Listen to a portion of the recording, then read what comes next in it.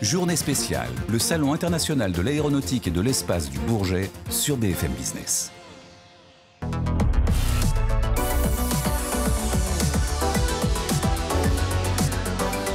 BFM Business et Tech & Co présente Tech & Co, la quotidienne, François Sorel. Un grand bonsoir à toutes et à tous. Merci d'avoir choisi BFM Business. Bienvenue dans Tech & Co, la quotidienne. Comme chaque soir, on se retrouve et on débute cette semaine de manière fort sympathique, puisque aujourd'hui et demain, nous serons ici au Bourget, au Paris Air Show. On va parler aéronautique, défense, mais aussi spatiale, avec dans un instant un débrief justement de ce salon qui ouvre ses portes aujourd'hui avec Stanislas Maximin de Latitude, François Chopard de Starburst et Jean-Baptiste Huette, journaliste maison, vous le savez, à la rédaction de BFM Business. Après, on se posera la question: à quoi ressemblera l'avion du futur? Et on posera à cette question à l'un des porte-parole d'Airbus, avec bien sûr l'hydrogène qui a été repoussé de quelques années mais qui est toujours en fait dans le calendrier. Et puis on parlera aussi du successeur de l'A320 qui commence à être imaginé ici. Et puis on évoquera aussi l'intelligence artificielle qui arrive dans l'aviation et notamment du côté de chez Thales. Voilà, bienvenue, c'est parti, c'est Tech & Co la quotidienne depuis le Bourget. Tech & Co, la quotidienne sur BFM Business. Voilà, un Tech & Co exceptionnel. On sera là d'ailleurs aussi demain depuis le Bourget pour ce Paris Air Show. Vous savez que c'est un grand rendez-vous qui a lieu tous les 2 ans.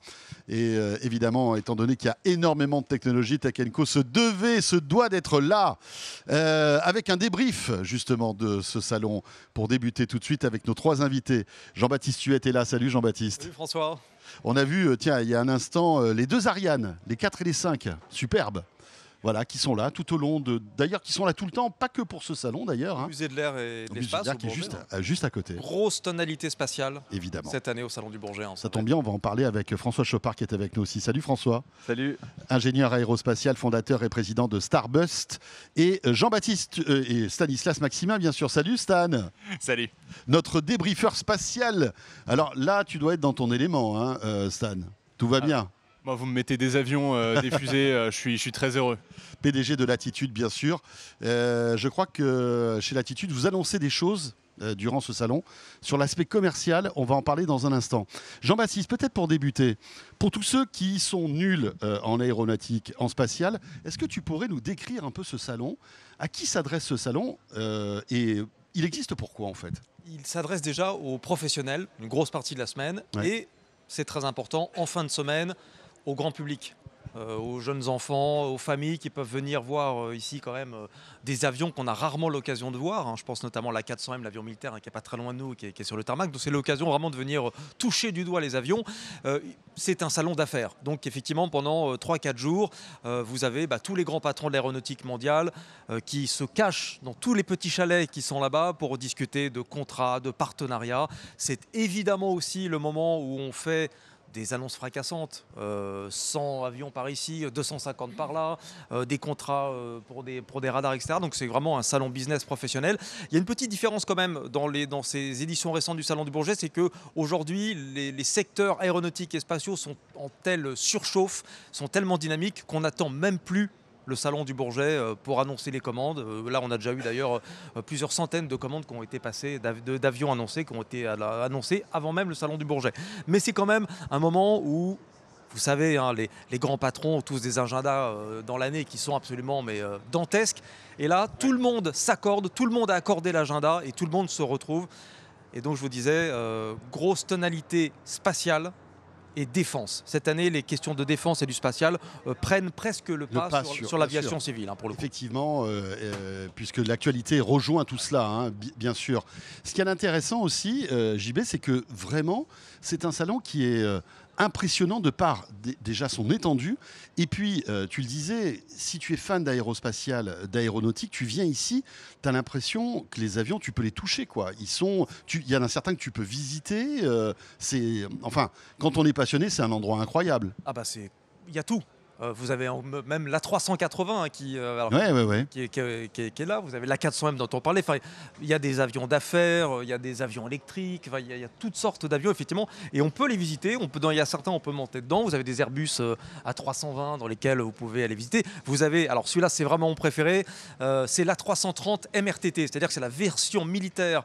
Mais celui-là est extraordinaire. C'est la version militaire de l'A330 qui est spécialement conçue pour pouvoir aussi ravitailler des chasseurs en vol. Celui-là, on le voit souvent. Ah oui, carrément, c'est une station-service volante. C'est exactement ça. C'est une station-service volante et puis en même temps capable de transporter du matériel, des troupes. Enfin, c'est un avion qui est assez incroyable. Donc effectivement, il y en a pour les yeux et puis il y en a pour les oreilles parce que n'oublions pas qu'il y a une quantité de démonstrations aériennes, évidemment le Rafale. On va avoir sans doute aussi en fin de semaine des avions un peu plus anciens qui viennent aussi voler, faire quelques démonstrations. Donc c'est toujours un moment quand même particulier. Puis il fait un temps absolument magnifique. Il ne gâche rien. C'est vraiment incroyable. Alors si de temps en temps vous entendez des vrombrissements, eh bien voilà, c'est qu'il y a des avions qui décollent. Tout à l'heure, il y a quelques instants, juste avant de débuter cette émission, qui est préenregistrée. On l'a enregistrée ce matin.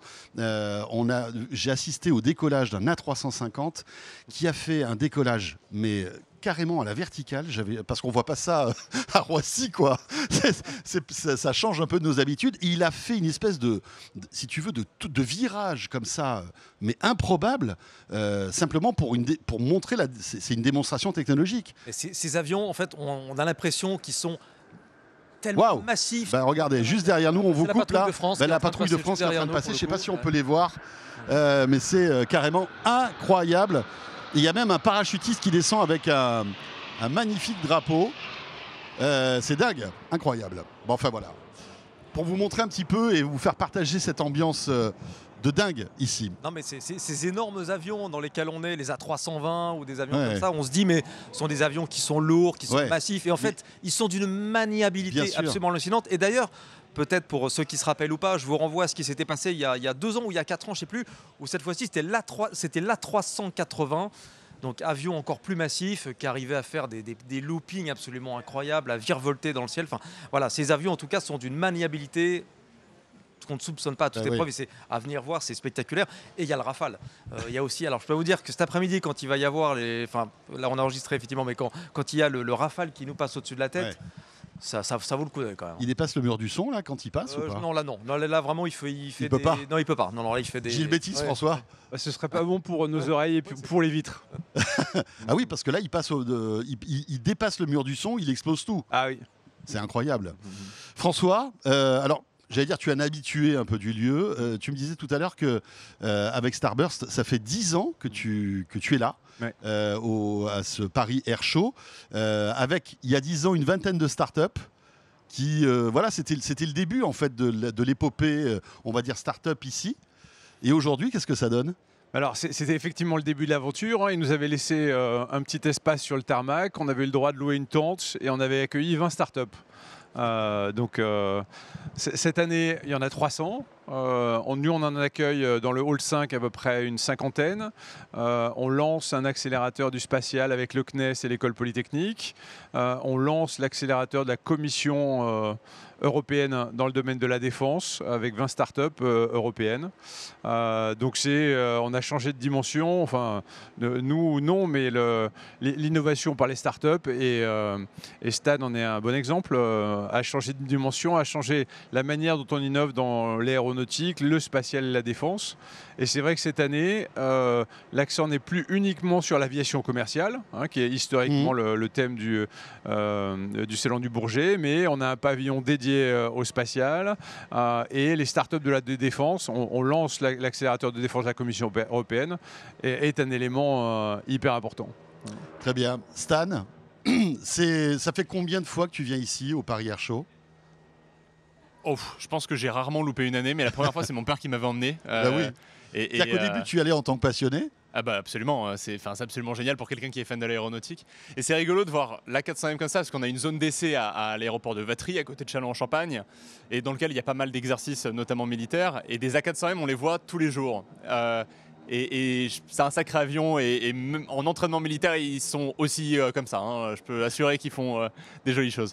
Donc non, moi c'est absolument phénoménal d'être ici. J'adore les avions de chasse, j'adore le spatial. On a vraiment une belle représentation spatiale enfin, cette année, on a travaillé dur avec les organisateurs du SIAE pour préparer ça, pour avoir les startups qui jouent le jeu et qui viennent, les grands groupes aussi qui viennent.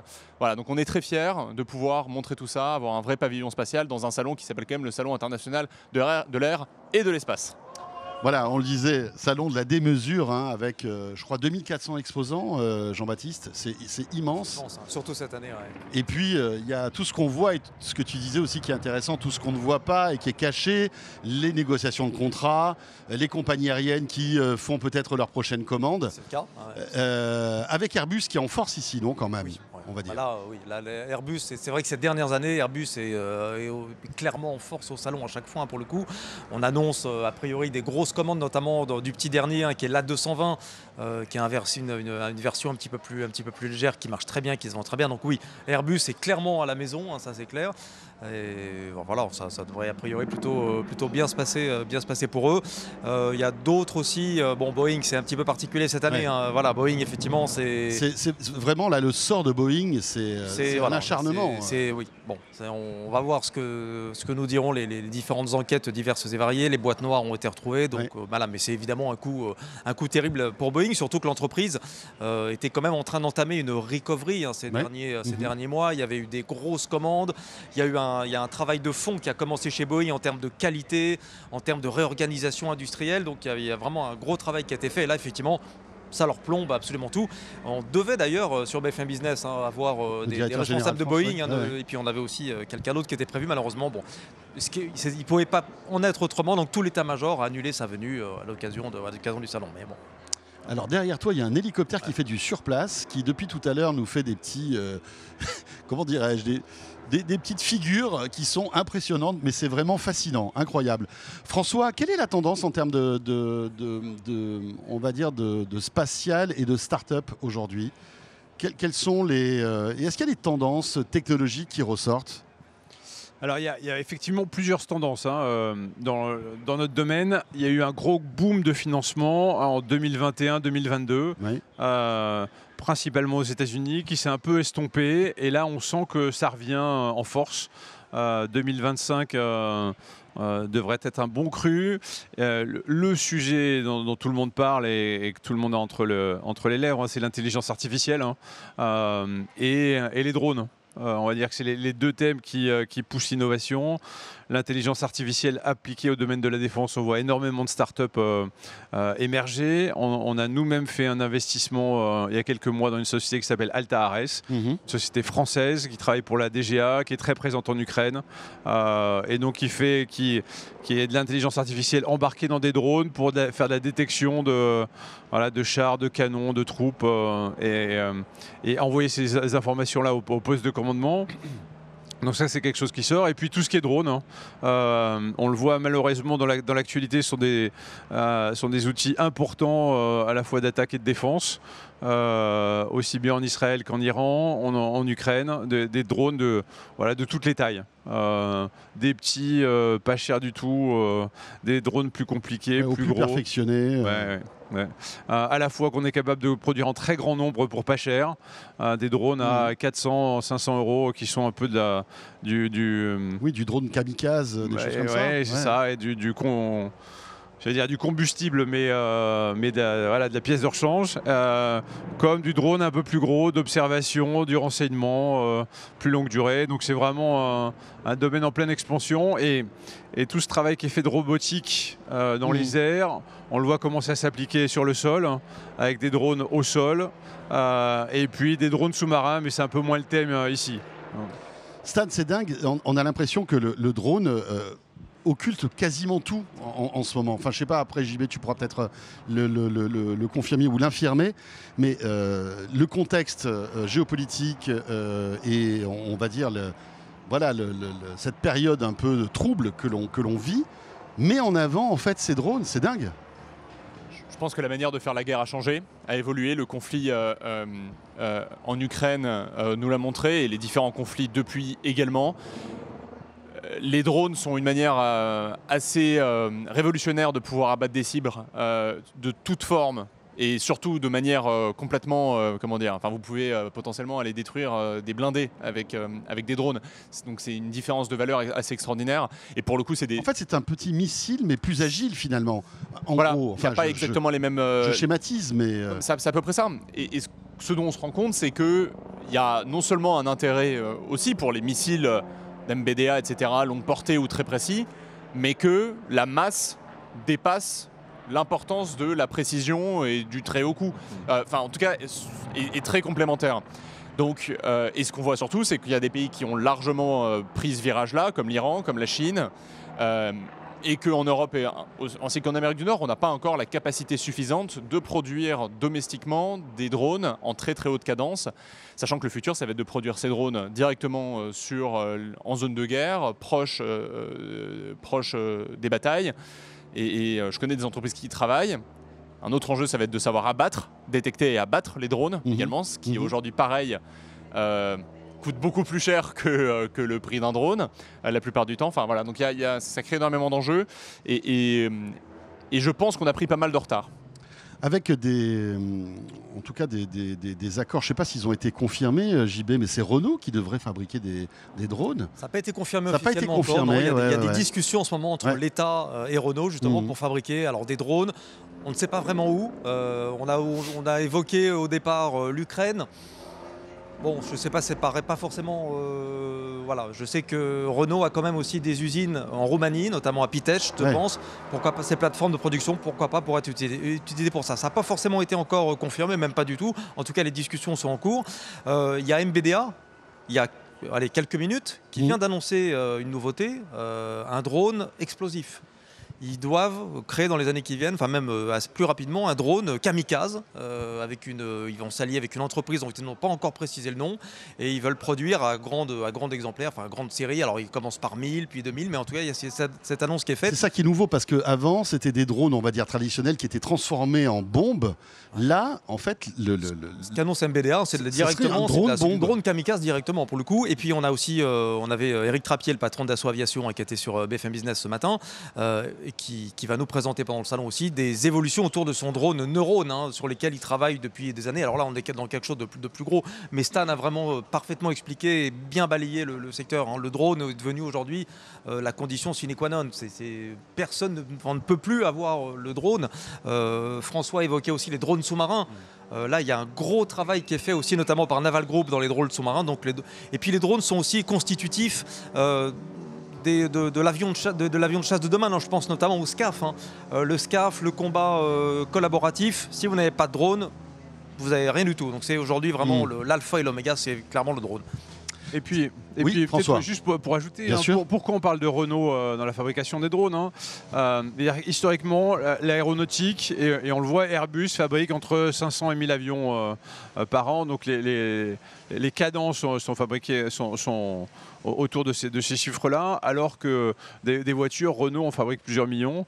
Et l'année dernière, l'Ukraine a fabriqué entre 2 et 3 ou 4 millions de drones pour envoyer sur la Russie. Et donc, ce que cherche l'industrie aéronautique et de défense, c'est de s'inspirer des cadences automobiles de production pour à la fois les grands nombres et le prix.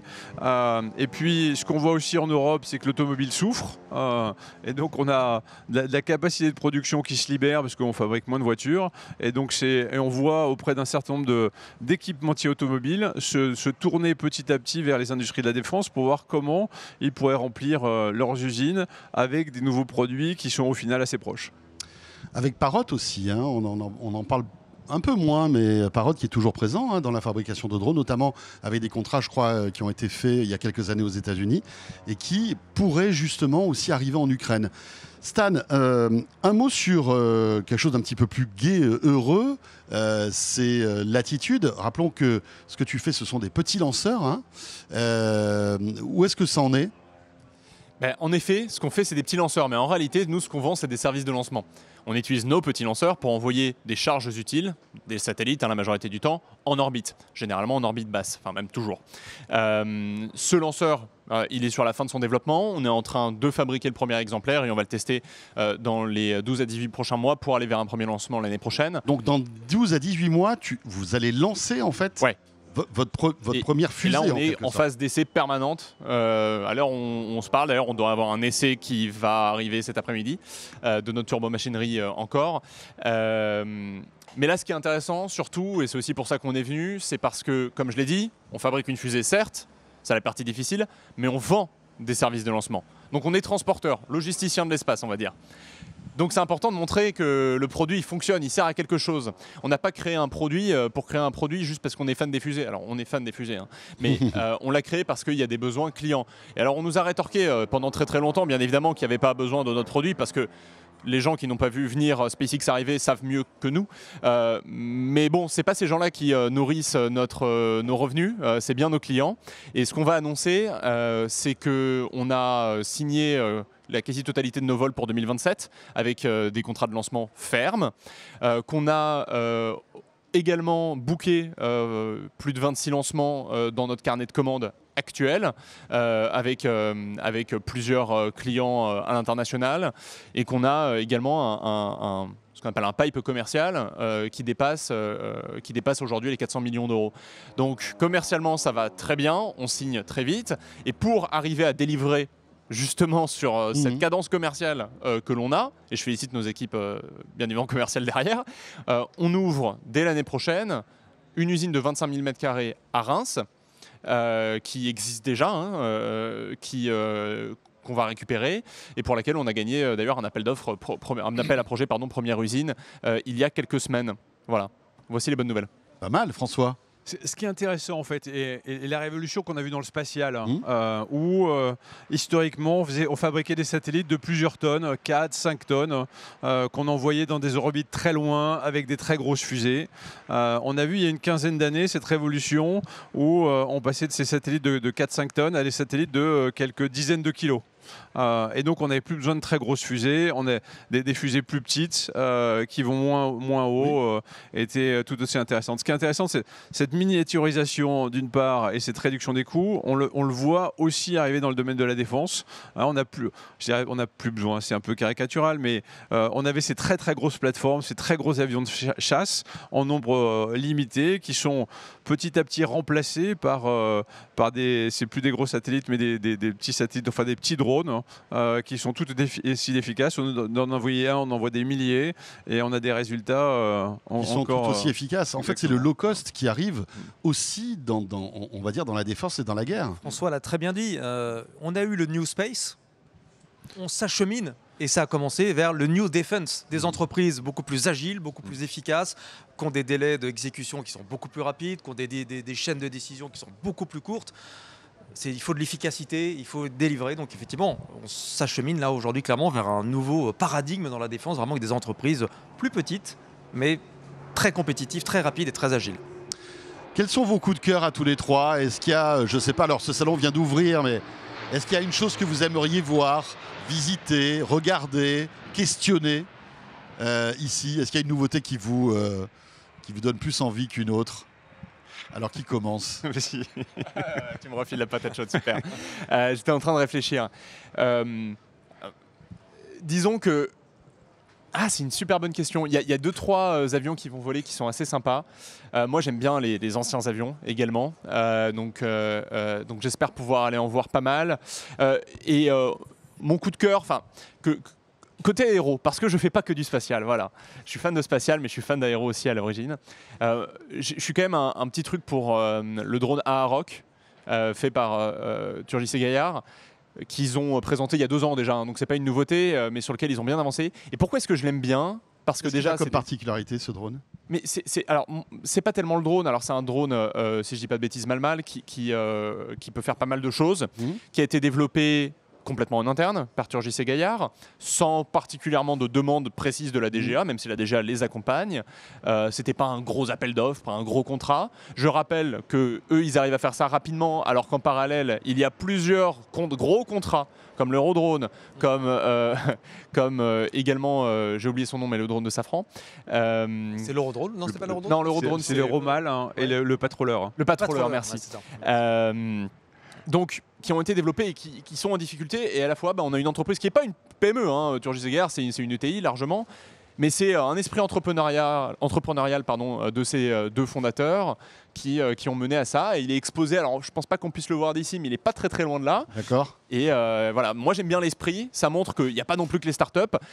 L'efficacité, on peut l'avoir à tous les niveaux de l'industrie, ça nécessite une vision claire, une bonne exécution et oui, et des prises de décision rapides. Bon, pendant que tu parlais, je voyais JB et François réfléchir. J'aurais donné du temps. Moi j'ai trouvé déjà. Allez, vas-y JB, comme ça on laisse François maturer son Non, idée. ce qui m'intéresse et ce qu'on va voir aussi pendant le salon, c'est d'abord, il y a deux choses. Les futurs réacteurs, et alors j'ai dit des réacteurs, mais les futurs moteurs pour avion, qui sont ce qu'on appelle aujourd'hui, demain, les moteurs open fan. Ouais. Qui sont des moteurs où il n'y a plus de carénage, mais alors qui sont des énormes hélices. Et qui sont présentés comme une solution pour décarboner l'aviation de demain, beaucoup plus puissante, qui utiliseront moins de carburant. Encore faudra-t-il derrière adapter peut-être les infrastructures dans les aéroports, parce que quand vous avez des avions avec des turbines aussi importantes qui tournent, il y a sans doute des choses à prévoir. Il y a une deuxième chose qui m'intéresse. Alors là, c'est vraiment c'est passion plastique, si j'ose dire. On le voit depuis des années, les avions sont de plus en plus faits évidemment avec des matières composites. La 350 notamment avait été créée avec des matières composites. Et on a un gros travail de fond qui est fait par des dizaines d'industriels sur les nouveaux plastiques. On intègre aujourd'hui par exemple du graphène, des nanotubes de carbone à l'intérieur des fuselages, ce qui permet d'améliorer la conductivité électrique. On est capable de former aujourd'hui les plastiques juste avec un petit peu de chaleur pour pouvoir les modeler. Quand ils sont froids, ils ne bougent plus. Et si on veut les remodeler, on les réchauffe. Ah ouais, et ça, c'est vraiment une révolution parce que jusqu'à présent, quand on voulait modeler des plastiques ou des composites, on était obligé de mettre ça dans ce qu'on appelle des autoclaves, qui sont des espèces, des espèces de moules. Des espèces d'énormes moules sous pression pour pouvoir presser le truc. Et là, maintenant, juste à chaud, on arrive à modifier ces plastiques. Et il y a vraiment... Donc légèreté, robustesse, facilité de fabrication. Maniabilité. Et surtout, tout ça, au final, nous amène... Il n'y a qu'un objectif, les cadences de production. Et Airbus, comme Boeing, sont déjà engagés dans ce type d'utilisation de plastique, de thermoplastique. On combat le poids Exactement, quand on fabrique un avion. Et peut-être en ligne de mire l'hydrogène, qui est aussi un challenge toujours prévu, mais intéressant. C'est un petit peu plus long. Ça reste. On en parlera d'ailleurs dans Tech & Co tout à l'heure. François, allez, pour terminer avec toi. Alors, il y en a une dont je me souviens plus le nom, mais une start-up de drone à Toulouse. Moi, je vais revenir sur les fondamentaux du salon du Bourget, qui est plutôt l'aéronautique, plus que la défense ou le spatial. Je ne parlerai pas de start-up d'intelligence artificielle parce que c'est un peu moins visuel. Et donc pouvoir toucher un avion, un drone, c'est quand même plus sympa. Il y en a plusieurs qui sont intéressantes. Il y a Blue Spirit Aero, qui est une start-up du Mans. Qui a fait son premier rollout il y a quelques jours et qui développe un petit avion hydrogène avec des pods et une propulsion distribuée qui est assez intéressante et donc qu'il va falloir suivre. Notre start-up historique, une start-up américaine qui s'appelle Zero Avia, qui est un peu les pionniers de l'aviation à base d'hydrogène et qui travaille sur une version hydrogénifiée de l'ATR. Qui est un peu Ensuite, on va retrouver dans le hall 5, à côté de chez nous, on a Archer qui est présent, qui développe son e-taxi avec une version dronisée militaire. Ascendance, une start-up toulousaine qui développe de la propulsion. C'est déjà pas mal, François. Voilà. Il y en a un certain nombre, il y a de quoi se faire plaisir. Le fait de lui laisser le temps pour réfléchir, il m'a trouvé 3 coups de cœur. Ça m'a fait penser à une question parce que j'ai plus le temps, JB, c'est ça le problème. C'est les hélicoptères, qu'on appelle ça, les taxis volants dont on nous rebat les oreilles depuis des années, qu'on ne voit pas vraiment toujours arriver. Ça a du mal à décoller. On en parlera dans une autre émission, mais ça... Archer a dû recevoir sa certif il n'y a pas si longtemps que ça, si je dis pas de bêtises. Et quand on voit l'état de volocoptère, c'est pas terrible. JB, on va faire une petite pause. Merci beaucoup à François, merci à Stan, bon salon, éclatez-vous bien. Merci beaucoup. JB, on va te retrouver dans un instant, juste après cette petite pause, parce que tu as pu rencontrer Yannick Assouad, qui est la vice-présidente en charge de l'avionique chez Thales, et elle va te parler d'intelligence artificielle dans le pilotage des avions, c'est ça ? Est-ce qu'on aura encore des pilotes dans les avions demain ? Comment certifier l'intelligence artificielle à bord des avions ? On sait que l'intelligence artificielle... elle est mystérieuse, on ne sait pas exactement quel cheminement elle prend pour obtenir les réponses et il faudra justement avoir ces réponses pour la certifier. Donc ce sont vraiment c'est particulièrement complexe. Et Yannick Assouad, sujet sensible en plus. Yannick Assouad en plus c'est une carrière dans l'avionique qui est assez exceptionnelle et elle nous raconte des choses quand même vraiment intéressante. On Voilà. apprend beaucoup de choses avec elle en tout cas. Interview exceptionnelle dans un instant, juste après cette petite pause. Merci de rester là, merci d'avoir choisi BFM Business, Tech & Co, la quotidienne. On est ici au Bourget, au Paris Air Show. À tout de suite. Tech & Co, la quotidienne sur BFM Business. Journée spéciale, le Salon international de l'aéronautique et de l'espace du Bourget sur BFM Business. Tech & Co, la quotidienne sur BFM Business. Voilà le retour de Tech & Co, la quotidienne, et peut-être que vous regardez, vous entendez cette ambiance incroyable du Paris Air Show. On est vraiment au cœur de cette actualité à la fois aéronautique, spatiale, mais aussi de défense pour cette édition du Paris Air Show. Comme promis, on va retrouver maintenant une interview qu'a réalisée Jean-Baptiste Huet. Vous le savez, c'est notre spécialiste aéronautique à BFM Business. Il a rencontré Yannick Assouad, qui est vice-présidente en charge de l'avionique chez Thales. Est-ce que l'intelligence artificielle va remplacer les pilotes dans quelques années? C'est l'un des sujets que Jean-Baptiste et notre invité vont aborder dans cette interview. C'est Yannick Assouad qui est avec nous, la vice-présidente en charge de l'avionique chez Thales. Bonjour Yannick Assouad. Bonjour. Merci beaucoup d'être avec nous. Alors on est avec vous à l'occasion de ce Paris Air Forum qui est organisé par nos confrères de la Tribune.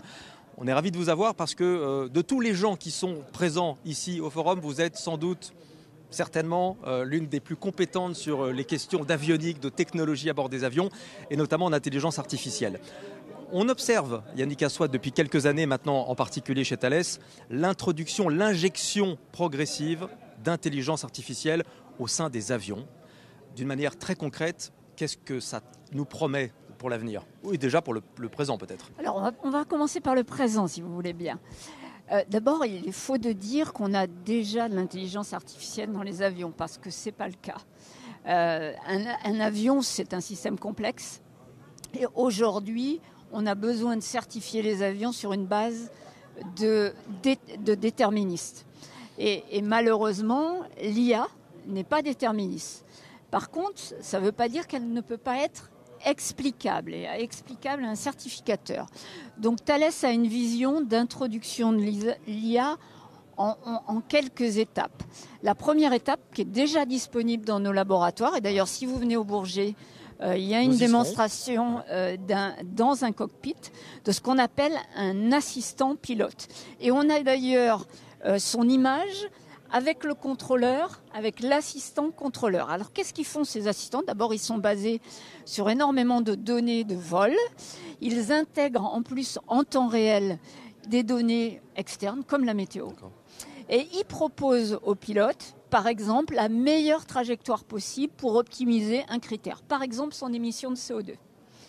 Ça, aujourd'hui, vous pouvez l'avoir à côté, mais pas dans le système avion parce que ce serait absolument pas certifiable. Vous ne pouvez même pas intégrer directement dans ce qui s'appelle le Flight Management System, c'est-à-dire le système à bord de l'avion qui interface avec le pilote et qui lui permet d'aller à un point A à un point B. Vous ne pouvez même pas injecter cette donnée dans le système, parce que ça rendrait de nouveau l'avion non avionnable.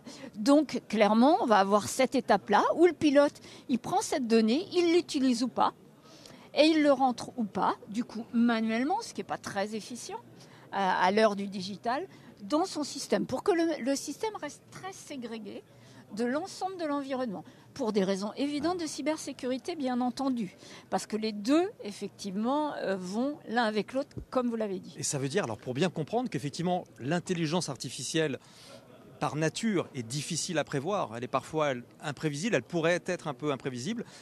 Comment fait-on pour certifier ça? C'est vrai que les certificateurs aiment bien travailler sur des bases établies, sur du track record, sur des années d'expérience. Là, on a quelque chose de totalement inconnu. Ça, c'est la deuxième étape. C'est la deuxième étape de l'introduction. Je pense que ça viendra, mais on en est encore loin. On discute, nous, avec les certificateurs, et en particulier notre certificateur européen, le HASA, sur comment le faire. Alors d'abord, ça commence par une intelligence artificielle qui, certes, n'est pas déterministe, mais par contre qui est explicable, qui est explicable à partir d'un jeu de données qui change sans cesse puisqu'elle s'enrichit avec ces données.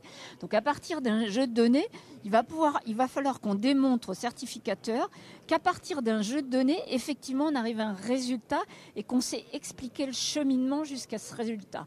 C'est déjà la condition sine qua non pour pouvoir certifier un système. Et ça suffira à convaincre le certificateur ? Alors, la preuve qu'on n'y est pas encore arrivé. Donc, en tout cas, il y a des discussions sur cette base-là qui semblent prometteuses.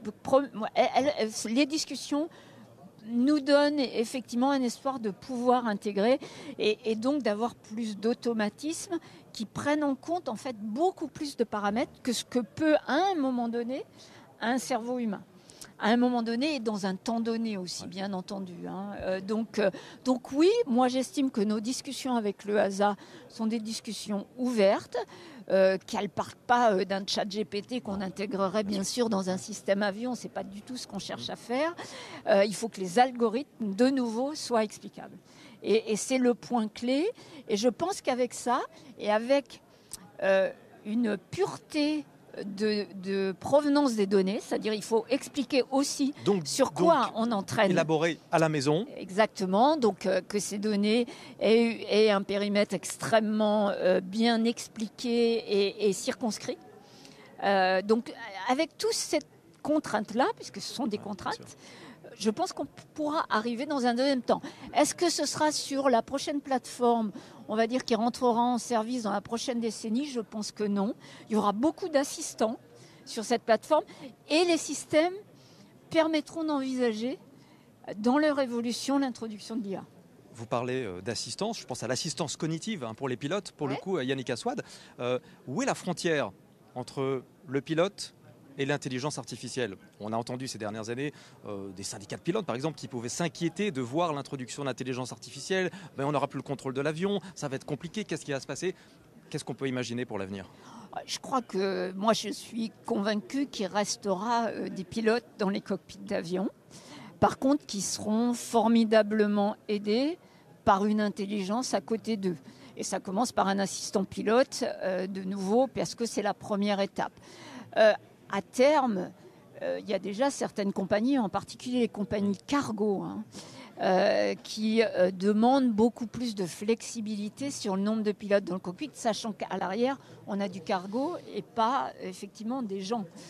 Donc déjà, il y a un certain nombre d'organismes qui poussent pour, par exemple, sur un vol au-delà de 8 heures, de ne plus avoir 3 pilotes, mais 2 pilotes, et d'autoriser en croisière de n'avoir qu'un pilote dans le cockpit. Ça passera par des nouveaux systèmes de surveillance, effectivement, est-ce que le pilote est fatigué, etc.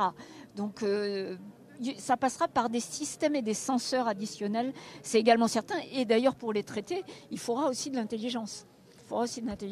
J'allais dire, c'est tout le drame de la technologie, mais quand on intègre dans des systèmes des nouvelles technologies, des nouveaux systèmes, j'allais dire, on ouvre presque mécaniquement de nouvelles failles.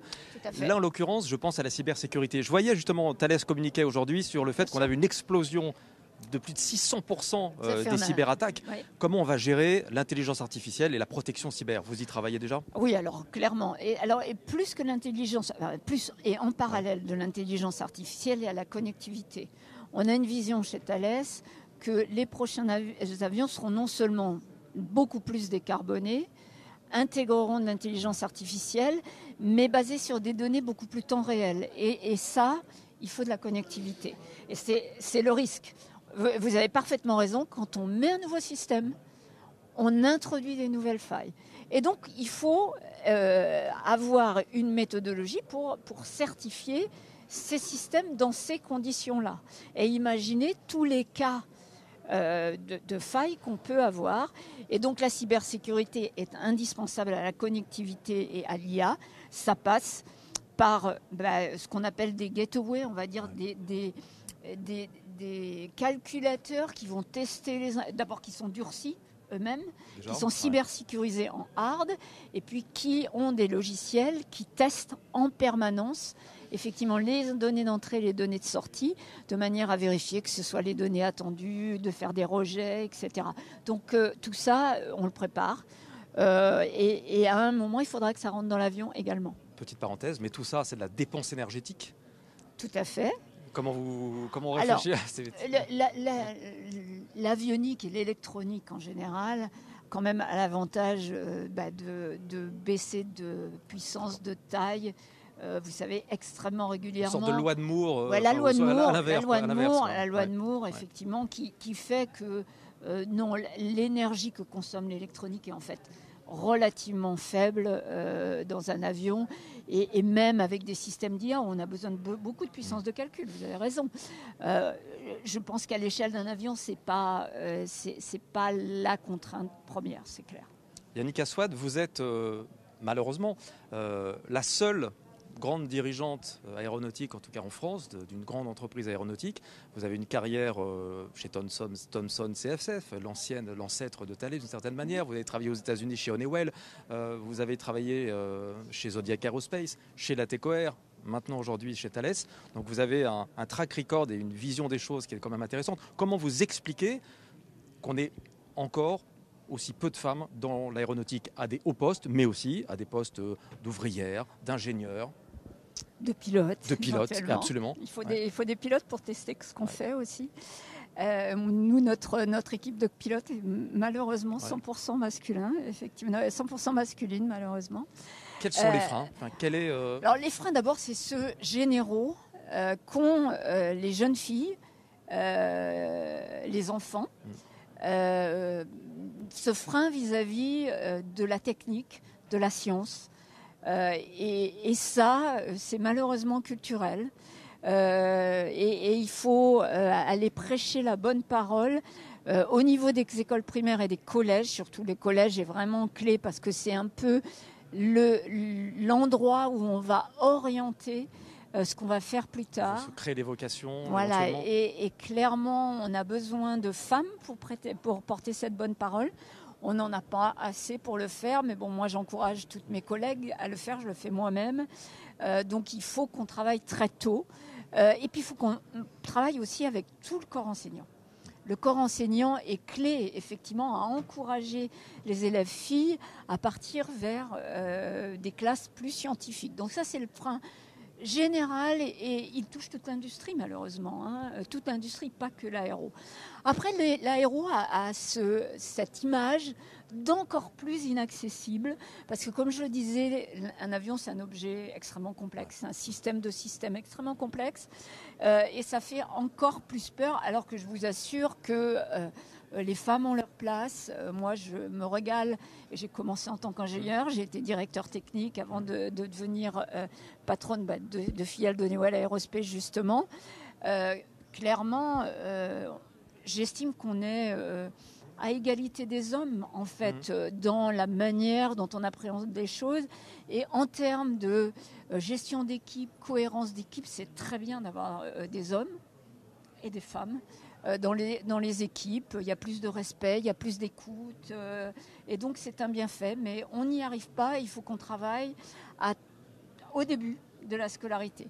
D'ailleurs, on a une initiative là au Bourget, le GIFA, c'est une initiative qui s'appelle Femmes de l'aéro et de l'espace, dont je suis une des marraines, et on va vendredi prêcher cette bonne parole auprès du public et des écoles qu'on va recevoir pour essayer d'attirer les filles dans ces métiers-là. On en reparlera puisque BFM Business est aussi au Bourget la semaine prochaine. Yannick Assouad, un grand merci à vous. Yannick Assouad, la vice-présidente de l'avionique chez Thales, était avec nous à l'occasion de ce Paris Air Forum organisé par nos confrères de la Tribune. Un grand merci à vous. Merci beaucoup. Merci. Tech & Co, la quotidienne sur BFM Business. Voilà le retour de Tech & Co, la quotidienne. Bienvenue ici au Paris Air Show, au Bourget, émission spéciale jusqu'à 21h30, quand la tech rencontre bien évidemment l'aéronautique, le spatial, mais aussi la défense, avec ce salon qui a lieu ici au Bourget tous les 2 ans, bien sûr, et qu'on vous fait vivre tout au long de la journée sur BFM Business. J'accueille Geoffroy Lerosé. Bonsoir Geoffroy. Bonsoir. Vous êtes le cofondateur et le président de Green Airwave et on va parler avec vous d'un confort que l'on apprécie maintenant dans les avions, c'est la connectivité, c'est le fait d'avoir de l'Internet haut débit, très haut débit maintenant, en toutes circonstances. Absolument. Alors vous êtes un acteur de cette connectivité, c'est très intéressant. Est-ce que vous pouvez nous présenter Greener Wave déjà? Qu'est-ce que vous faites dans cette chaîne de la connectivité? Bien sûr. Donc Greener Wave, c'est une société qui est une société issue d'abord de l'académique. Donc on développe des produits qui sont basés sur une technologie qu'on a développée dans nos laboratoires. Oui. Et nous, en fait, on développe des antennes qui permettent de se connecter à des satellites. Donc lorsque l'utilisateur est en mouvement, typiquement sur un avion, ou lorsque le satellite lui-même est en mouvement. Et nos antennes ont la particularité qu'elles sont d'abord souveraines, puisqu'elles sont développées en France. Elles sont très frugales en semi-conducteurs, elles sont très frugales en énergie, et également elles ont des propriétés qui sont très intéressantes, qui font que notamment elles peuvent se connecter à n'importe quel satellite en orbite. Alors vous développez tout cela avec Safran, c'est ça? Alors oui, on annonce un partenariat avec Safran. Safran, en fait, est déjà un investisseur de la société, Oui. puisqu'ils sont rentrés lors de notre série A en fin 2023, lorsqu'on avait levé 15 millions d'euros. Et donc là, on signe un partenariat avec Safran pour développer une antenne en bande Ka dans le monde de l'aéro que Safran pourra proposer à ses clients. Alors expliquez-nous un peu comment ça marche. Comment on arrive à avoir Internet haut débit aujourd'hui dans un avion? Comment ça fonctionne? Il y a deux possibilités pour avoir Internet dans un avion. Soit on est au-dessus du sol et dans ce cas-là, on peut avoir une connectivité qu'on appelle air to ground. Il y a des sociétés comme Gogo, par exemple, qui proposent ça. Donc là, en fait, l'avion va capter le signal terrestre. Voilà, le signal terrestre, exactement. Et il y a également, lorsqu'on est sur les océans, la connectivité satellitaire. Et donc du coup, là, on n'a plus le choix. On est obligé de s'appuyer sur des constellations de satellites qui sont en orbite. Et on doit avoir une antenne qui est extrêmement agile, puisqu'elle doit, à la vitesse de l'avion, en fait, maintenir la connexion avec un satellite qui lui-même peut être soit géostationnaire, donc fixe, soit LEO, c'est-à-dire en plus basse orbite. Et dans ce cas-là, il tourne autour de la Terre et donc il faut pointer le satellite en temps réel. Ça veut dire qu'un avion va à 800 km/h, enfin 800-900 km/h. Si c'est un satellite qui est à basse orbite, lui, je ne sais même pas à quelle vitesse il va, mais c'est dingue. Et il faut que ces deux appareils en fait se synchronisent. Absolument. De manière perpétuelle pour qu'on puisse avoir une connexion dans l'avion. Exactement, exactement. Et donc du coup, ça fait appel à des algorithmes relativement complexes en fait de pointage. Ça fait appel également à de nombreux capteurs qui permettent d'avoir la position, l'élévation, etc. de l'antenne. Et après, des algorithmes de tracking qui permettent de maintenir l'antenne connectée avec le satellite. Tout ça évidemment tout en conservant, on va dire, le maximum de sécurité parce que il ne faut pas que ça perturbe on va dire, le fonctionnement de l'avion. J'imagine qu'il y a aussi toute une série de tests et de... Ah oui, évidemment, il y a beaucoup de ce qu'on appelle de la compatibilité électromagnétique, c'est-à-dire que l'antenne elle-même ne doit pas pouvoir interférer avec tous les autres capteurs de l'avion, sachant qu'il y a plusieurs dizaines d'antennes sur un avion. Ça doit être un défi, ça, non? Alors, nous, on est vraiment sur la partie entertainment, c'est-à-dire que c'est complètement découplé de la partie contrôle-commande de l'avion. Okay. Ça, c'est des spécialités qui sont totalement différentes et effectivement qui demandent énormément de mesures de sécurité. Nous, on doit s'assurer que notre antenne n'interfère pas avec ces systèmes-là. D'accord. Comment ça marche? Elle est où, cette antenne, dans l'avion, en fait? Elle est... elle est visible ou est-ce qu'elle est à l'intérieur du fuselage? En fait, elle est au-dessus du fuselage. On essaie de la rendre de moins en moins visible. Il y a plusieurs générations d'antennes. Plus c'est fin, mieux c'est. En fait, ce qu'il y a, c'est que quand on pose une antenne sur un avion comme ça, en fait, lorsque l'avion vole, il y a ce qui s'appelle de la traînée. Et ça peut perturber ou du moins augmenter la consommation, par exemple, en kérosène de l'avion. Donc, c'est pas du tout le bienvenu. Donc, on essaye de les faire les plus plates possibles, de manière à ce qu'elles gênent le moins possible le déplacement de l'avion. D'accord. Donc, vous faites, si j'ai bien compris, les antennes, c'est tout? Alors nous, oui, Greener Wave, c'est une société qui développe des antennes à reconfiguration électronique. Okay. C'est notre technologie, c'est notre savoir-faire. Et donc on développe ces antennes-là de manière à pouvoir après les fournir. Alors d'abord, notre premier produit à l'heure actuelle, c'est un produit qu'on va vendre à des fournisseurs de services, à des opérateurs satellites, à des entreprises. Mais cette nouvelle génération qu'on développe avec Safran, en fait, on va la vendre à Safran qui, lui, va pouvoir l'intégrer dans un avion avec son système de connectivité et son système d'entertainment dans l'avion. Comment ça se passe en fait? C'est qui choisit ça? C'est la compagnie aérienne qui, lorsqu'elle commande un avion, dit bah tiens, je coche l'option Internet. Comment ça se passe en fait? Ce sont les compagnies aériennes effectivement qui sont maîtresses de leur choix sur à la fois leurs abonnements et leurs fournisseurs de services. Après, il peut y avoir des programmes dans lesquels on vient équiper les avions après la fabrication de l'avion, ce qu'on appelle le rétrofit. Mais il y a également des programmes qui sont lancés pour fournir les avions en connectivité dès la sortie d'usine, donc ce qui s'appelle les inline fitting. L'avion est déjà l'antenne est déjà conçue dans la fabrication de l'avion en fait. Exactement. Et c'est là où une antenne comme celle de Greener Wave prend tout son intérêt, parce qu'étant donné qu'on est complètement agnostique à la constellation à laquelle on va se connecter, on peut se connecter à du LEO, donc les futures constellations que par exemple Lightspeed, Iris Square évidemment, on peut se connecter à une constellation MEO comme celle de O3B par exemple chez SES, et on peut se connecter à des satellites en géo. Et donc l'airline, si elle a une antenne comme la nôtre sur la carlingue de l'avion, elle va pouvoir choisir à volonté le service qu'elle prend. C'est un peu comme une antenne d'autoradio qui capte toutes les radios.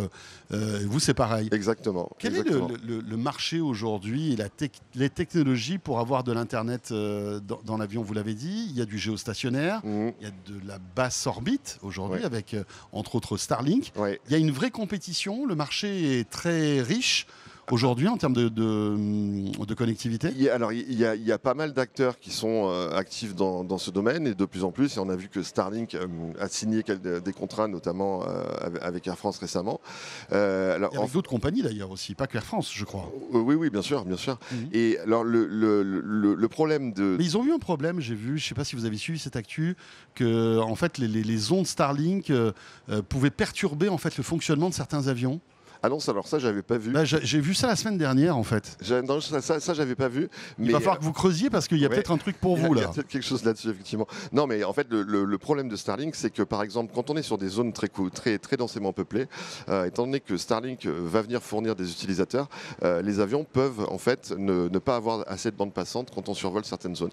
Et donc, du coup... parce que c'est saturé, en fait. Les satellites sont saturés. Exactement, le trafic est saturé. Et donc, il y a un gros intérêt à avoir un service qui peut s'adresser à du géo, à du léo, voire à du léo, du méo, c'est que ça permet de la redondance en fait, et ça permet, même si le service est saturé en léo, de se rattraper en géo, et donc d'avoir une couverture qui est beaucoup plus fiable. C'est ce que font les compagnies aériennes en général. Elles ont plusieurs systèmes redondants, ou c'est pas forcément une obligation? Non, alors ça dépend vraiment de la stratégie de la compagnie aérienne.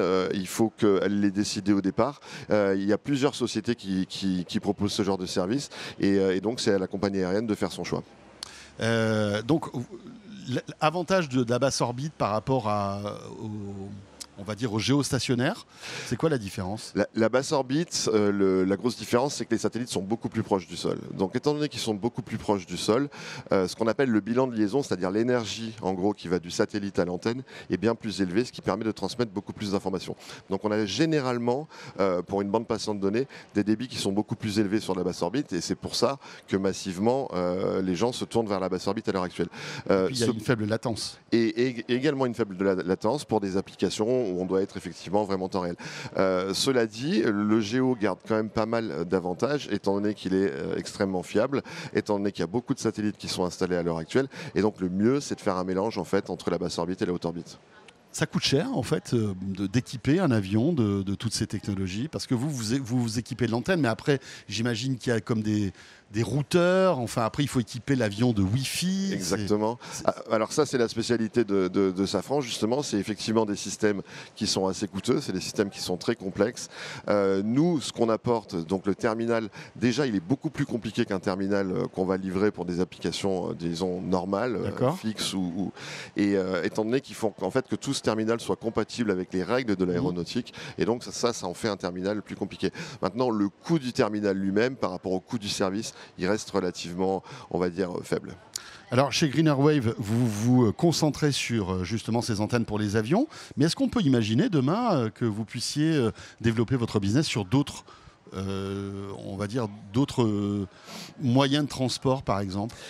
Alors, je sais pas, les bateaux, les voitures, c'est peut-être un peu moins pertinent parce que on a de la 4G ou de la 5G, mais Alors, la réponse elle peut être très longue, mais nos premiers marchés à l'heure actuelle, c'est pas l'aéro. En ce moment, nous, on commence déjà à vendre des antennes pour des applications fixes, pour des applications mobiles, dans le monde civil, dans le monde de la défense. Donc, il y a énormément d'applicatifs. On va aussi aller dans le monde du maritime. Et donc, nos antennes peuvent aller vraiment sur tout applicatif qui nécessite d'avoir de la connectivité satellitaire, qu'elle soit applicatif mobile ou applicatif fixe. Le monde de l'automobile est un monde qui est vraiment très intéressant, d'abord avec tout ce qui est camion, etc., logistique, où on va avoir besoin de beaucoup de connectivité, mais il n'est pas exclu que même dans les voitures à horizon 2030-2035, on commence à équiper les voitures de terminaux satellites, parce que la connectivité, en fait, la 5G, n'est vraiment pas présente sur tout le territoire.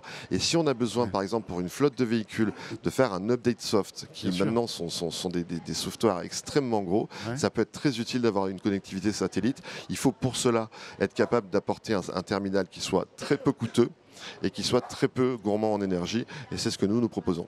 Oui, et puis vous le disiez, même en voiture, on peut tomber sur des zones blanches. Absolument. Où là, effectivement, le satellite pourrait prendre le relais. Absolument. Il y a beaucoup d'acteurs qui font ce que vous faites aujourd'hui dans le monde ? Il y a beaucoup d'acteurs qui font des antennes pour se connecter à des satellites, mais toujours avec la même technologie. C'est une technologie qui est très gloutonne en semi-conducteurs et qui consomme beaucoup d'énergie. Et à la fin, on a des terminaux qui sont relativement chers et relativement gloutons en énergie. La technologie que nous avons est unique, elle est brevetée, elle a été conçue en France. Et donc, on est les seuls à développer ce type de terminaux. Merci beaucoup, Geoffrey Lerosey, cofondateur et président de GreenerWave. Merci à vous. Et vous restez avec nous, on revient dans un instant. La suite de Tech & Co, la quotidienne, juste après cette petite pause. À tout de suite. Tech & Co, la quotidienne sur BFM Business. Journée spéciale, le Salon international de l'aéronautique et de l'espace du Bourget sur BFM Business. Tech & Co, la quotidienne sur BFM Business. Voilà le retour de Tech & Co, la quotidienne. Et j'accueille tout de suite mon prochain invité, Michel Friedling est avec nous. Bonsoir Michel. Bonjour. Vous êtes le fondateur de Lookup. Vous êtes ancien général de l'armée de l'air, de l'espace française. Vous êtes le fondateur donc de cette société qu'on va découvrir dans un instant. Vous êtes premier commandant du commandement de l'espace. C'était de 2019 à 2022. Vous avez piloté la stratégie spatiale de défense de la France. Et ce qui est intéressant, c'est que maintenant, vous êtes, j'allais dire start-upper. En tous les cas, vous vous lancez dans l'entrepreneuriat avec Lookup. Expliquez-nous un petit peu, avec cette levée de 50 millions d'euros aussi, qui va asseoir votre technologie. Quel est le concept de Lookup ? Expliquez-nous. Alors, j'ai choisi de quitter l'armée de l'air et mon poste en 2022 pour créer cette société avec un associé, Juan Carlos Dolado, qui était lui-même chef du service surveillance de l'espace au CNES, l'Agence spatiale française. Et on a porté chacun notre expertise, lui dans le domaine de la prévention des risques dans l'espace, donc les risques de collision, et moi plutôt dans le domaine de la défense, c'est-à-dire la prévention, l'analyse des menaces. Voilà. Et donc notre vocation, c'est de développer et d'apporter à nos clients, gouvernementaux ou privés, des solutions qui précisément vont assurer la sécurité de leurs actifs ou de leurs opérations en orbite autour de la Terre. Parce qu'aujourd'hui, c'est vrai que les enjeux sont stratégiques dans ce domaine-là. Il y a la gestion du trafic spatial, la prévention des collisions, avec une saturation des satellites. Alors, je ne sais pas si on arrive vraiment à la saturation, mais on se retrouve avec énormément de satellites qui sont lancés. Rien à voir. Enfin, dès qu'on voit le nombre de satellites lancés par Starlink, notamment, c'est quand même assez impressionnant. C'est quoi le problème aujourd'hui ? C'est qu'il faut arriver à surveiller en fait tout ce trafic, le cartographier. C'est ce que vous faites ? Oui, alors effectivement, il y a plusieurs phénomènes qui font qu'aujourd'hui, on a vraiment un besoin en Europe et dans le monde d'avoir des solutions pour assurer la sécurité des actifs en orbite. Le premier, c'est, vous l'avez dit, c'est la multiplication du nombre d'objets actifs, de satellites actifs en orbite. Il y en avait en gros 2000 actifs il y a 5 ans, il y en a 5 fois plus aujourd'hui, ou 6 fois plus, puisqu'on a à peu près 12 000 aujourd'hui. Et selon les prévisions de l'ESA, on pourrait avoir entre 50 000 et 100 000 satellites actifs en 2030. Donc vous voyez, imaginez. Et ça, c'est dû évidemment à l'apparition de nouveaux acteurs, dont les opérateurs de constellation. Starlink est vraiment le plus connu, mais il y en a d'autres qui arrivent sur le marché également. Kuiper, il y a Kuiper, il y a les constellations chinoises, Tianfan, GW, il y a RISquare, enfin il y a beaucoup de constellations. Il y a Eutelsat OneWeb qui existe déjà, bien sûr. Et donc, et ça, c'est un sont des satellites basse orbite, pour la plupart. Qui sont des satellites pour la plupart en basse orbite. Vous avez 95% du trafic spatial qui est aujourd'hui dans les orbites basses, c'est-à-dire entre 400 et 2000 km. Donc ce sont des petits satellites ? Ce sont des satellites qui vont de quelques kilos à quelques centaines de kilos. Et le deuxième phénomène, c'est le nombre de débris en orbite. Vous avez aujourd'hui plus de 40 000 objets de plus de 10 cm qui sont en orbite basse. Et vous avez près d'1 million d'objets d'1 centimètre et plus qui sont également en orbite basse.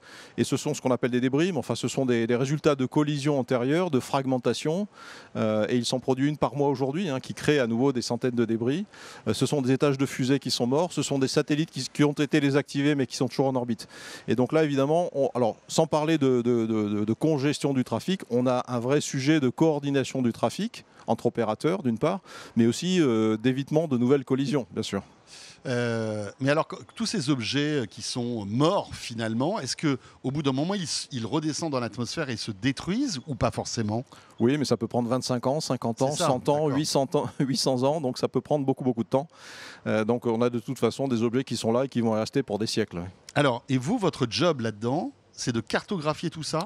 Notre job, c'est d'aller effectivement détecter, suivre tous ces objets, les cartographier, calculer leurs orbites avec précision en temps quasiment réel, élaborer des calculs de collision de risque et détecter des comportements un peu inhabituels, des changements de ce qu'on appelle pattern of flight, de comportements dans l'espace qui peuvent être révélateurs potentiellement d'une menace, par exemple. Oui, parce que évidemment, il y a une notion de défense qui est très importante. Mais vous faites ça comment en fait? C'est les satellites qui surveillent les satellites ou vous faites ça depuis le sol? Alors nous, on a choisi de faire ça depuis le sol parce que c'est quand même moins compliqué et moins coûteux. Et sans doute ça donne de meilleurs résultats. Alors on a choisi la technologie radar. Donc on a conçu et développé en partenariat avec des entreprises nationales un radar qui est basé au sol, dont le premier sera mis en service en septembre en Lozère. C'est le démonstrateur qui a été d'ailleurs soutenu financièrement par France 2030.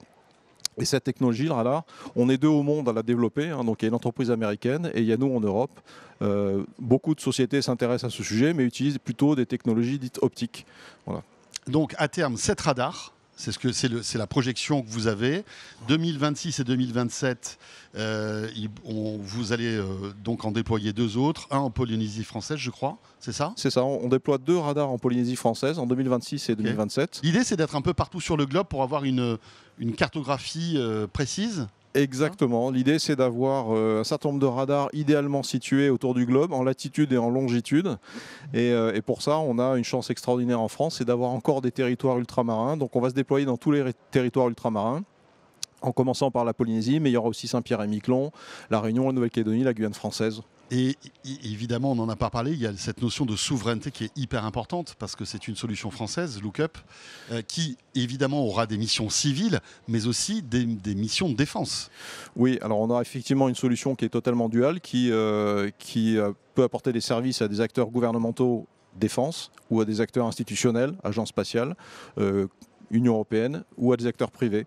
C'est une solution souveraine française, mais je dirais européenne. On est né en France, on a été soutenu par France 2030, mais aujourd'hui on est également soutenu par la Commission européenne. D'ailleurs, notre deuxième et notre troisième radar sont cofinancés par l'Union européenne, leur déploiement en tout cas. Comment ça marche en fait? Ces radars scannent le ciel à l'instant T et arrivent à identifier chaque satellite qui traverse en fait ce radar, c'est ça? C'est ça, le principe c'est à peu près ça. Et vous arrivez à identifier, à savoir quel est le satellite qui passe au-dessus de nos têtes? C'est là toute la difficulté, c'est-à-dire qu'il faut, à partir des mesures qu'on fait sur les objets qui traversent le champ de vision du radar, il faut faire ce qu'on appelle une détermination d'orbite et il faut raccrocher cet objet, si je puis dire, à un catalogue orbital, qui est en fait l'ensemble des objets en temps réel qui orbitent autour de la Terre. Et c'est pour ça qu'on a aussi une solution digitale extrêmement complexe. On a des gens qui développent un software, une plateforme digitale très innovante. Et on a des data scientists, des spécialistes de mécanique spatiale qui ensuite traitent toutes ces données issues de nos radars, mais pas uniquement, puisqu'on est capable également de fusionner des données issues de tout type de capteurs, optiques, laser, radiofréquences. Oui, parce que j'imagine qu'après, chaque satellite peut avoir une signature, en quelque sorte, c'est ça? Oui, alors il y a d'une part effectivement savoir où il sera dans quelques secondes, minutes, heures. Donc ça, je dirais, c'est la base. Et effectivement, après, il faut caractériser le satellite ou l'identifier et le caractériser. Et là, on peut parler de signature radar, de signature électromagnétique, de signature optique. On peut faire beaucoup de choses. Et quels sont vos clients à terme? J'imagine que vous avez déjà fait des business plans. Qui pourraient être intéressés par votre technologie? Alors nous, on vend d'abord des data. ce qu'on appelle data, c'est-à-dire les mesures faites par nos radars. Et ça intéresse des clients qui sont capables de traiter ces données, qui ont déjà des solutions logicielles pour ça. C'est principalement des ministères de la Défense ou des agences spatiales, ou le consortium EUSST, qui est un consortium européen pour la surveillance de l'espace.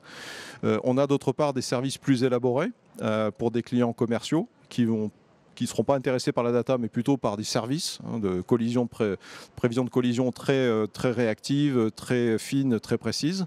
Oui, c'est-à-dire que là, vous allez leur dire, écoutez, tout va bien, vous faites attention parce que à telle échéance, il peut y avoir une possibilité de collision entre deux satellites, des choses comme ça. Enfin, je schématise. Non, c'est ça. Alors, il y a déjà des services qui existent, si vous voulez, mais qui ne sont pas des services sur mesure.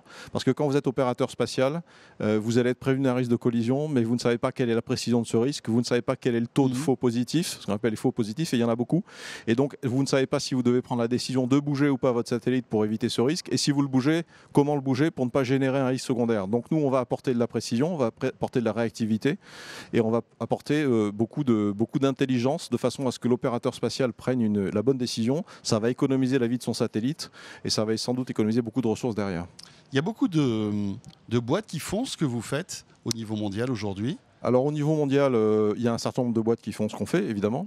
En Europe, il y en a un certain nombre. Avec la même technologie. Non. Alors là, c'est là notre grande différence. C'est comme je vous l'indiquais tout à l'heure, il y a 2 sociétés au monde qui ont développé un radar de ce type-là. Il y a une société américaine et la seule autre société au monde qui fait ça en Europe et dans le monde, c'est nous en Europe. Voilà. Top. Eh bien, merci beaucoup, Michel. Merci à vous. Michel Friedling, donc fondateur de Lookup. Et j'imagine que ce salon vous permet aussi de faire des démonstrations de votre technologie pour essayer de trouver de nouveaux clients aussi. Oui. Alors, ce salon pour nous est une vitrine importante. On a effectivement beaucoup de rendez-vous avec des délégations étrangères, davantage qu'avec des opérateurs commerciaux, parce que c'est plutôt des délégations gouvernementales, institutionnelles qui viennent. Mais c'est aussi pour nous l'occasion d'annoncer un tour de table très important, puisqu'on boucle un tour de table de 50 millions d'euros en série A aujourd'hui, comprenant du capital, mais la dette bancaire et du financement de l'Union européenne non dilutif. Et ça va nous permettre de développer nos solutions pour les 2 ou 3 années qui viennent. Eh bien, merci d'être passé par le plateau de Tech & Co pour nous présenter Lookup. Merci beaucoup, Michel Friedling. Merci. Et tout de suite, nous allons découvrir l'avion du futur avec un porte-parole de chez Airbus qui me rejoint. Tech & Co, la quotidienne sur BFM Business. Voilà, Tech & Co, la quotidienne sur BFM Business depuis le Bourget pour ce Paris Air Show. Merci d'être là et j'espère que tout comme nous, vous passez un bon moment. Je vous propose maintenant d'imaginer et de se projeter dans le futur. Et à quoi va ressembler, l'avion du futur chez Airbus? Les avions du futur, on en parle avec mon invité Bruno Fichefeu qui est avec nous. Bonsoir Bruno. Bonsoir. Vous êtes responsable des projets d'avions du futur chez Airbus. En fait, vous avez occupé plusieurs postes clés chez Airbus ces dernières années. Vous étiez même, on va dire, au niveau de la défense et de l'espace chez Airbus. C'est intéressant le futur de l'avion parce que ça fait toujours rêver. On se dit quels sont les enjeux pour un industriel comme Airbus. Première question, j'imagine, c'est toujours la décarbonation. Ça, c'est l'objectif premier. C'est notre objectif principal pour les prochaines générations d'avions, effectivement. Comment décarboner l'aviation de demain?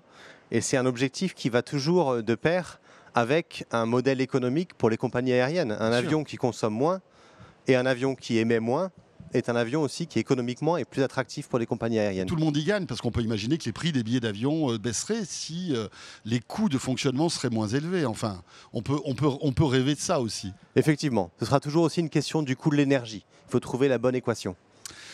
Alors j'imagine que vous travaillez beaucoup là-dessus. Alors il y a les carburants verts qui petit à petit arrivent dans les compagnies aériennes. Et la prochaine étape, c'est l'hydrogène. Alors vous avez annoncé récemment que votre programme d'hydrogène prenait du temps, allait prendre plus de temps que prévu. C'est compliqué en fait de mettre tout en ordre pour imaginer un avion qui pourrait fonctionner à l'hydrogène avec une pile à combustible, puisque c'est ça l'idée. Exactement. Alors sur l'hydrogène, c'est un avion à hydrogène, il va devoir s'appuyer sur 2 jambes. Le premier, c'est un produit avec des technologies qu'on est capable de maîtriser. Et ça, c'est ce que nous, chez Airbus, nous efforçons de faire. La deuxième jambe, c'est un marché dans lequel il puisse opérer. Et sur cette partie du marché, il faut qu'il y ait un approvisionnement d'hydrogène dans les aéroports à des prix raisonnables qui permettent du coup aux compagnies aériennes d'opérer ce type d'avion. Et donc, c'est sur ces 2 jambes qu'on doit s'appuyer. Aujourd'hui, on voit que cet écosystème, ce marché, ne sera pas prêt dans les délais qu'on avait prévus. Donc on voit un retard de 5 à 10 ans. Et ce retard, nous, on l'utilise pour améliorer les technologies sur cet avion. Parce que l'idée, c'est que, effectivement, vous avez raison, si vous fabriquez des avions à hydrogène, il faut que quand ils puissent atterrir quelque part dans un aéroport, il y ait la structure nécessaire pour qu'ils puissent faire le plein. On est d'accord. Et ça, c'est un travail titanesque, en fait. C'est un travail énorme sur lequel, pas uniquement les avionneurs, mais les aéroports, bien sûr, les énergéticiens, l'infrastructure, il faut des pipelines pour pouvoir apporter cet hydrogène. Il faut aussi un environnement régulatif, comme on opère un hydrogène. Mais est-ce qu'on a déjà appuyé sur le bouton on? Est-ce que déjà tout ça, alors même si ça prend 10 ans, 15 ans, est-ce qu'il y a une volonté globale de se lancer dans ce marché-là? L'avantage de la technologie hydrogène, c'est qu'elle ne sera pas uniquement utilisée dans l'aviation.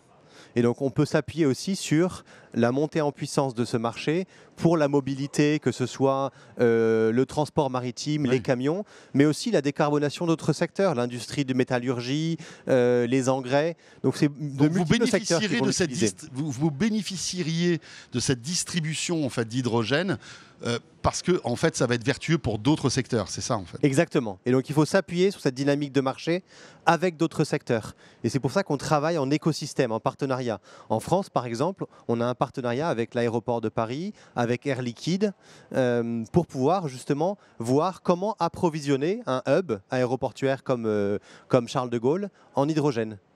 Ça veut dire qu'un avion qui fonctionnerait à l'hydrogène pourra arriver à quelle échéance, à votre avis? Alors, l'objectif... Et comment ça va se passer? C'est d'abord des petits avions, après des avions moyens, après des grands avions? Alors c'est tous les enjeux, effectivement, il faut amener cette technologie à maturité.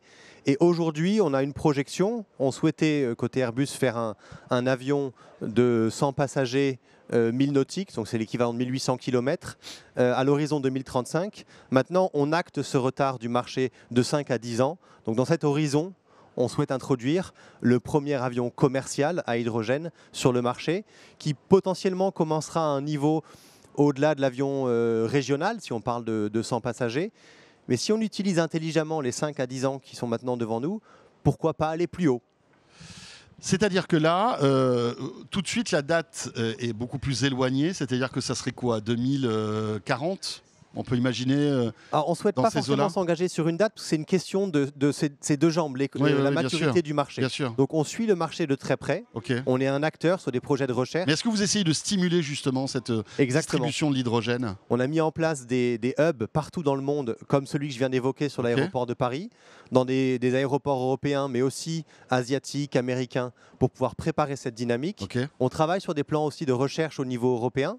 Sur des questions d'infrastructure ou comment faire un ravitaillement d'avions à l'hydrogène au niveau de l'aéroport. Et on travaille avec des organisations régulatives, étatiques, pour pouvoir lancer la machine. Est-ce que ça veut dire que c'est peut-être plus compliqué de distribuer l'hydrogène que de fabriquer un avion à hydrogène? Aujourd'hui, les technologies sont prêtes ou pas? Alors, les deux sont des grands défis technologiques. Les technologies, on a besoin de les mûrir. On est en train de travailler là-dessus. Nous avons aujourd'hui en banc d'essai tout l'ensemble du stockage, la distribution et un système propulsif, un moteur sur base de piles à combustible en banc d'essai en test. Donc c'est très prometteur. Maintenant, il faut continuer de mûrir cette technologie pour la rendre encore plus performante. Et ça, évidemment, ça prendra quelques années, bien sûr. Quelles sont les autres pistes votre job, c'est l'avion du futur. Vous travaillez sur quelles autres pistes, à part la décarbonation? Alors, la piste majeure, au-delà de l'avion hydrogène qui entrera dans les délais qu'on vient d'évoquer, c'est le successeur du 320, le prochain avion monocouloir. Qui est un succès mondial. Qui est le plus grand marché en termes de trafic aérien dans le monde, qui est le plus grand marché en termes de produits aussi pour Airbus. Et nous sommes aujourd'hui en phase de préparation de son successeur pour une entrée en service dans la deuxième moitié de la prochaine décennie. Donc dans le créneau 2035-2040. Donc ça, c'est plus tôt que l'avion à hydrogène. Et là aussi, il y a des défis technologiques majeurs. Lesquels, par exemple? Justement, la consommation. Alors, pour revenir à la décarbonation, on le voit, chaque génération de nouvel avion consomme moins d'énergie, est beaucoup plus efficient. Donc là, il y aura aussi des enjeux importants, j'imagine, à ce niveau-là. Effectivement, notre objectif aujourd'hui, qui est un objectif assez ambitieux dans les cycles de l'aviation, c'est d'introduire un avion qui soit 20 à 30% plus efficace en termes de consommation d'énergie.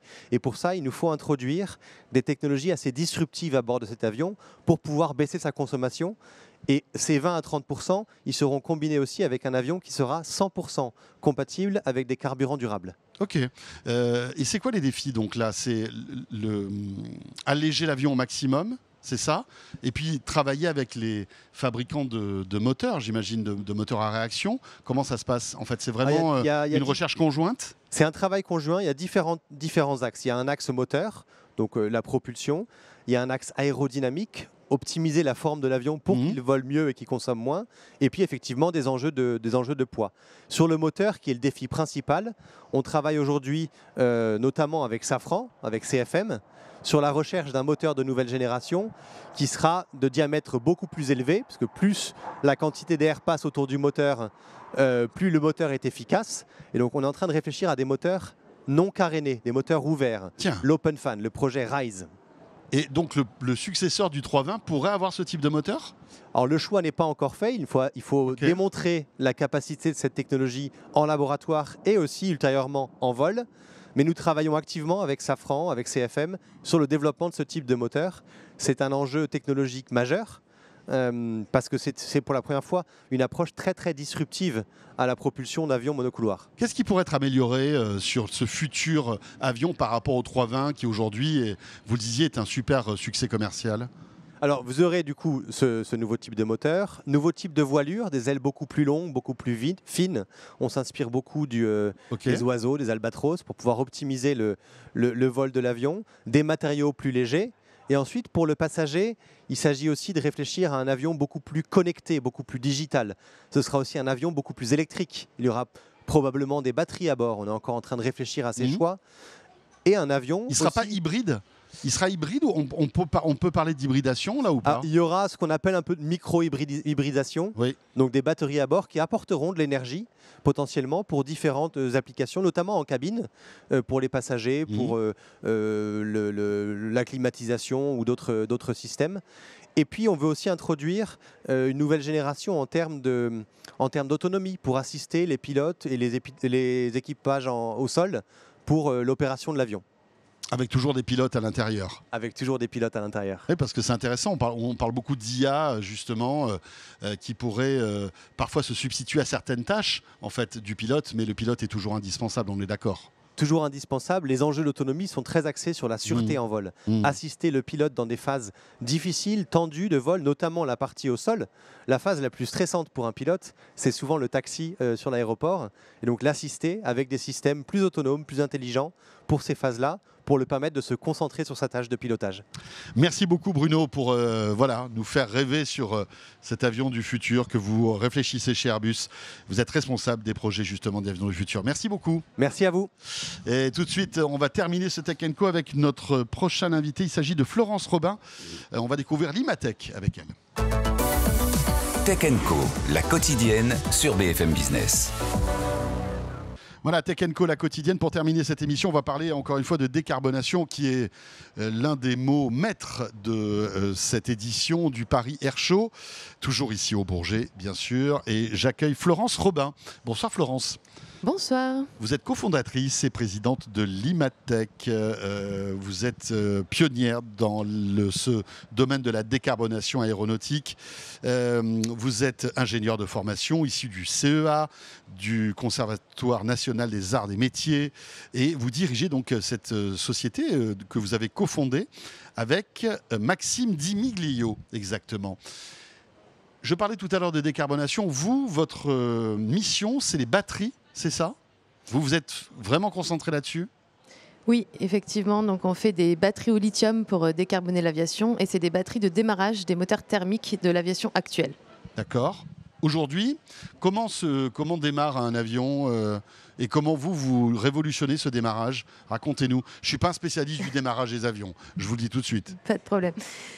Aujourd'hui, les avions, en fait, ils démarrent grâce à des batteries au plomb ou des batteries au nickel-cadmium.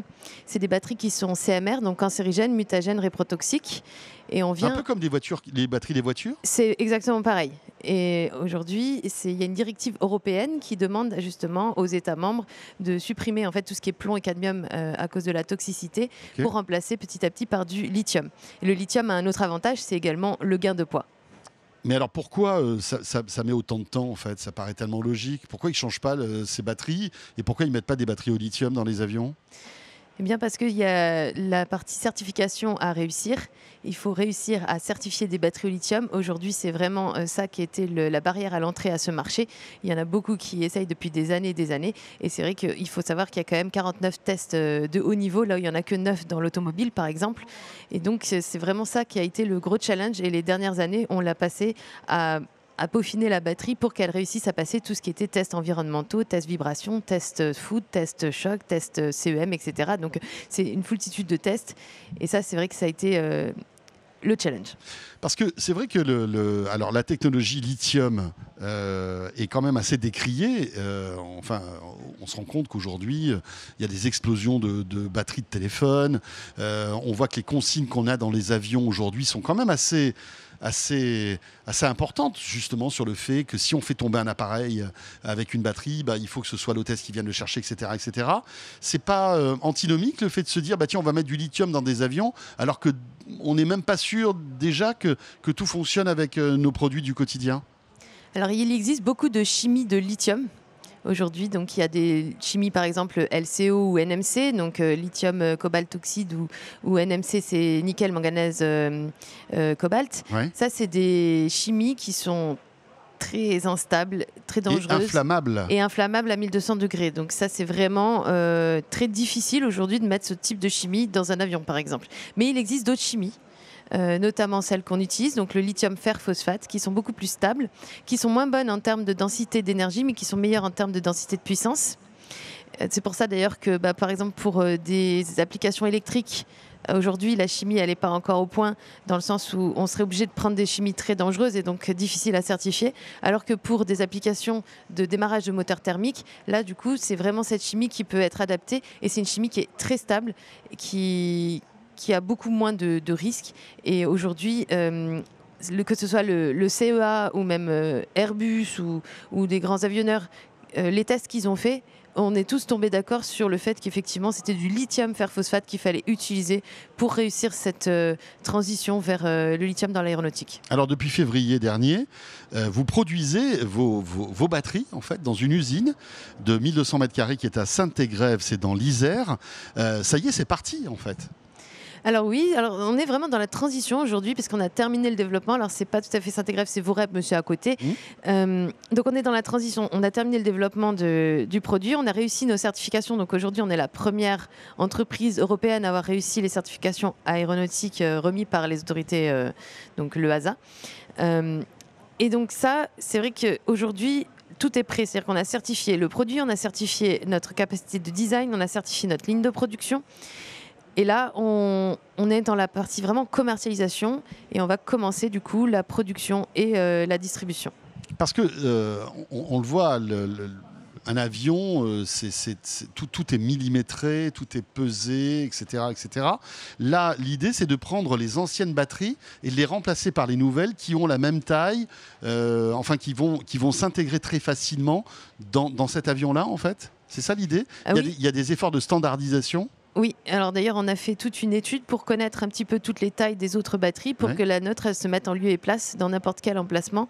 Donc ça a été fait. Aujourd'hui on est super fiers d'annoncer pour la première fois qu'on a réussi donc les flight tests. Donc c'est les tests en vol sur des Airbus H130.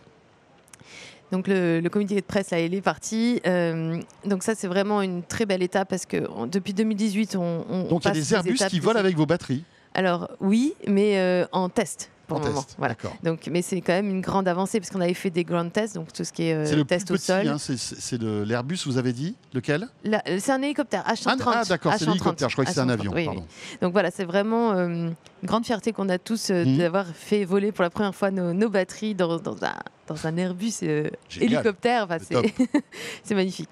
Et l'idée, c'est après d'équiper alors les hélicos, mais aussi les avions de ligne aussi. C'est les mêmes problématiques? Alors oui, c'est vraiment, nous on est sur toute l'aviation, même ça peut aller jusqu'au drone. Vraiment, oui, on couvre, avec nos certifications, on couvre toute l'aéronautique. Ouais. Qu'est-ce qui vous manque là en fait? C'est donc tous ces tests, vous avez eu toutes les certifications, ça peut décoller, alors sans mauvais jeu de mots, quand tout ça? Non, en fait, ça ne nous manque pas. Aujourd'hui, on commence l'année prochaine les distributions. Aujourd'hui, on se prépare au scale... À l'industrialisation. À l'industrialisation, exactement. Et vous projetez peut-être même d'installer une usine en Arabie Saoudite, c'est ça? Exactement. Donc, on est parti avec Business France en 2023 en Arabie Saoudite parce qu'ils souhaitaient nous rencontrer. On avait fait un pitch à Station F devant tout un parterre de décideurs saoudiens.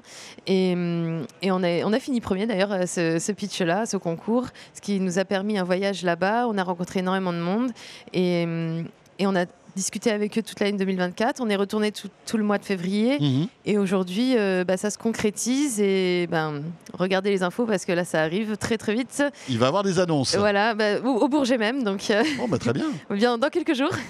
Donc voilà, restez connectés.